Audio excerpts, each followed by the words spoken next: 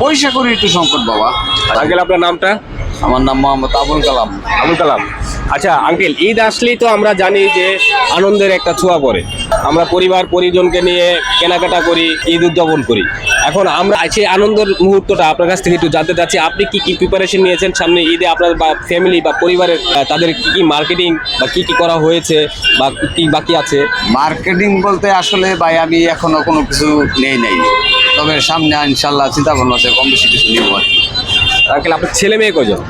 আমার মায়া 4টা মায়া 2টা ছেলে। দুটো মেয়ে। তাদের কি মার্কেটিং করা হয়েছে?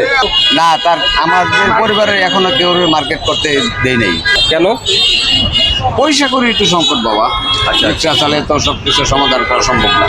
আপনার ছেলে মেয়ে আর কেউ কাজ করে না?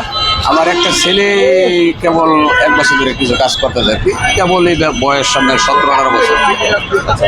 আর আমার এই পরিবারের ভিতরে আর কেউ কাড়িয়ে নেই। তাই এখনো মার্কেটিং হয়নি? না, এখন বাজার সদাই বাকি এগুলো কিছু হয়নি? হয় ওটি আবার তো শ্যামাই ছিল টুকটাক কিছু কম বেশি 1200-1300 টাকা বাজার করছে। আচ্ছা। আর কোনো কিছু কাপড় লতা কোনো কিছু এখন করিনি। ঈদ মানেই যে আনন্দ, এটা সবার জন্য প্রযোজ্য নয়, সেটাই আমরা জানতে পারলাম।